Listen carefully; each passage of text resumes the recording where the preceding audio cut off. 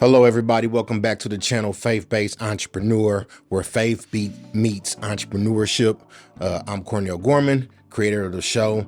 And my purpose of creating the show is I want to help people start, grow, or build their brand or business while maintaining spiritual integrity. So we'll get a good mix of motivation, practical tips, specifically in the realm of marketing, digital marketing. That's what I specifically do. Today, we're going to be talking about target audiences, how to identify your target audience and why it's important. Listen, oftentimes I have people come into our nonprofit and they want to start a business, and I ask them who their target audience is and who their product is for, and they say my product is for everybody. Listen to me. Stop saying that. Stop doing that. Your product and your service is not for everybody.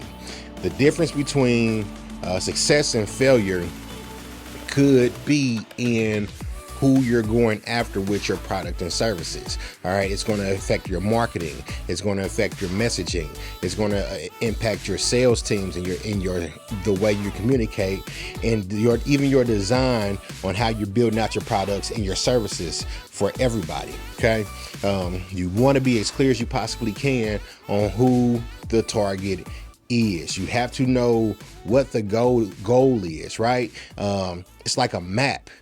If I say let's run a marathon, but there's no specific place we're trying to get to, everybody just running around like a chicken with their head cut off. All right. So, but it's important to say, hey, we're going to meet here at this location at this place. All right. And then everybody kind of know where they're going. So same thing with your business. I remember I used to be a personal trainer, right? And when I first got my training degree, don't judge me, but when I first got my training degree, I hopped on social media. I said, hey man, I just finished school. Anybody want to work out? And the only people that liked the status was my grandma and my auntie. Okay. Nobody liked it.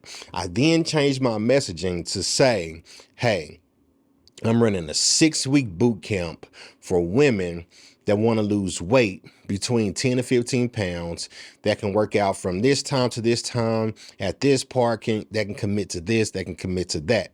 All right. And from there, my inbox flooded with DMs and signups happened. I created a little bit of urgency. I said there's a couple spots left as well.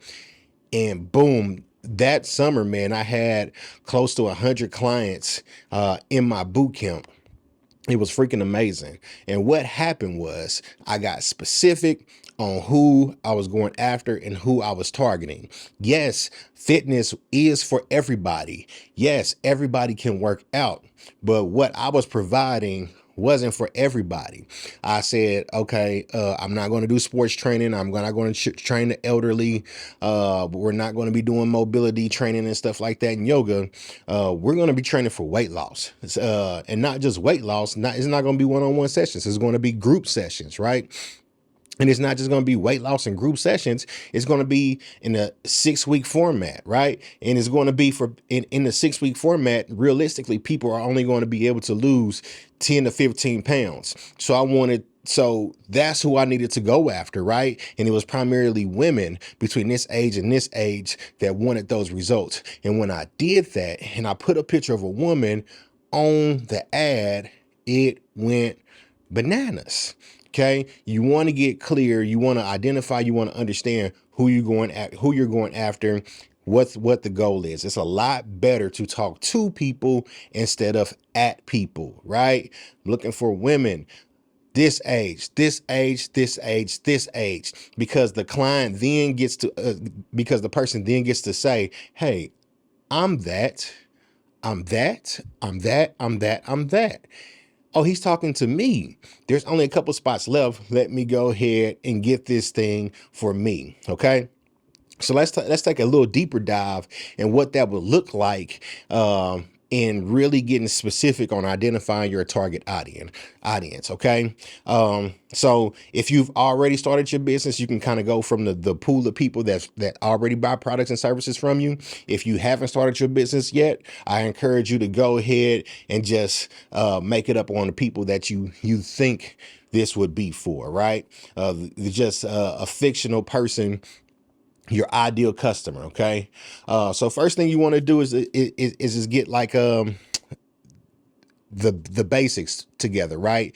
Get their age, get their gender, get their income. Are they married? What do they do for a living? Where do they live? Where do they work?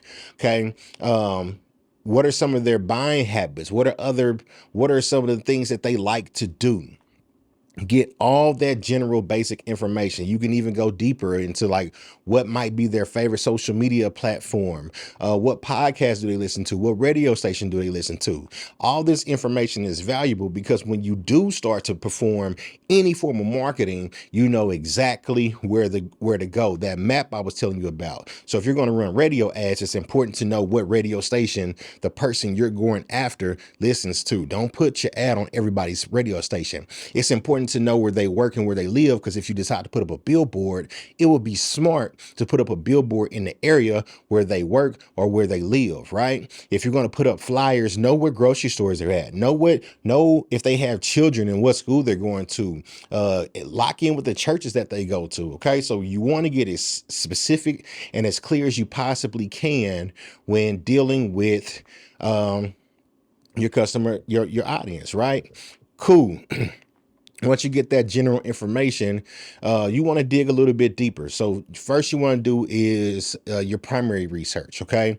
So that's going to come from surveys. That's going to come from just observing the people that you think might be prime candidates for your business. Okay. Social media is amazing, man. I'm going to encourage y'all to leverage social media like no other. If you have a page, Audience Insights is amazing. It will tell you what other pages people like, general age groups, and gender of the people that's liking your page. Okay. So they'll give you a good sense of direction.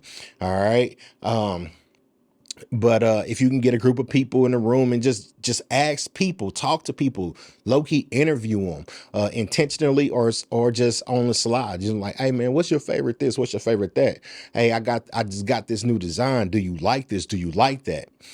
Take that information and use it as a way to build out your products, your messaging, your brand, okay, and make sure it appeals to that person. The choosing the music that you're choosing, the colors that you're choosing, the fonts that you're using, the symbolisms that you're using. Make sure they impact the person that you're trying to reach. Okay. After you conduct that primary research, you then want to conduct secondary research. Okay. So this information is not going to come from you. It's going to come from other people. It's very important to know what your competitors are doing, not just to kind of watch your competitors. There's a lot to learn from your competitors. You could easily go to their page and see the people that's commenting, liking, and sharing their content. Okay. What are they saying? What are they doing? There's a lot of platforms out there like Similar Web and Statista and Pew Research where you can perform you can get reports, right? And you can pull up keyword information and you can kind of do deep dives on their website, and they'll give you all this information and data on what other people that's doing the thing similar to you is doing, right? And you can go ahead and check that out, and you can align yourself, and you can take the information again, guide you closer to giving people what they want. Listen, this isn't your product and your service is here to solve a problem. I want you to look at your client as a superhero, right? They're dealing with a problem. It's like that's the Joker, that's the villain. Your product and service is the tool belt that's going to help this superhero beat the villain, and dun, dun, dun, dun, that person is going to be hero of the year, right? People want to be mom of the year. People want to be the husband of the year. People want to be the best student they could possibly be, right? They want to be the weekend work. They want to be victorious, right? This product is not about you and what you like. Now, it might be cool if you started your business off of you being your target audience. You know, if I made a product for black men that lived in Kansas City, I know that pretty well, right? So I got a pretty good base of what we would like. But if like I'm doing fitness, I would need to talk to women who dealing with weight loss. Like, what are some of the things that they like? Where do they go? What do they have going on in their lives? All right. So just depending on your product and service and who you're going after, make sure you're lining it up with that. Okay. After you conduct that primary research, again, leverage social media, hop on social media, watch what the crowds are doing, watch what the trends are doing. Okay. Hop in there, connect with it. Then I want you to build out your customer persona. Okay. So say you're selling yoga gear, eco-friendly yoga gear, right? We will make a customer avatar or persona, just again, a fictional character of Sustainable Sarah, who's a 25-year-old woman who cares about the being eco-friendly and recycling and stuff like that. Okay. Your target audience is probably going to be 20 to 30-year-old women who care about the ecosystem, and they live in urban areas, right? You would then go research Lululemon, think about their pain points. Like, what is Sustainable Sarah dealing with that your service and product can solve? What's the problem, right? Think about their desires. What does she ultimately want in life? Does she have children? Again, favorite social media platforms. Where is she going? What is she doing? So you then know where to go. You then know what to say. Build that thing out. Write the vision. Make it plain. Okay. Get very, very, very clear. It helps. It works wonders when you write that thing out. All right. Lastly, don't go all in. Okay. Evaluate your product, evaluate the marketing. Okay. When it comes to marketing, put the content out. You know what I'm saying? Pump out a lot, pump out a lot, pump out a lot. Again, the beautiful thing of social media is you're able to throw out all this information. You're able to throw out all this content, and you get to see how people respond back to it. All right. Then you get to assess what the winners are. So whatever posts are getting the most engagement, that's probably the stuff you want to be running ads for, in your social media campaigns. Okay. When you create a product, ask people how they feel about it, what they think about it. All right. You can even start Kickstarters and see how people respond to it. Right. Really be listening. Don't be so bullheaded and egotistical to where you can't take feedback from the person you're trying to help. Okay. If they're telling you, hey, I don't like this. Hey, I like that. Listen to them. This is all a part of your marketing and your target audience, getting clear, getting specific. The more you understand a person, the more you can serve a person. And that is an extremely important thing. All right.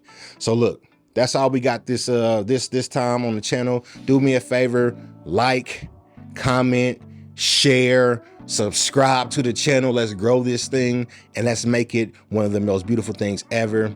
Another episode of Faith-Based Entrepreneurship. So remember, stay inspired and may your faith guide your entrepreneur pursuits. We'll see you next time. Peace.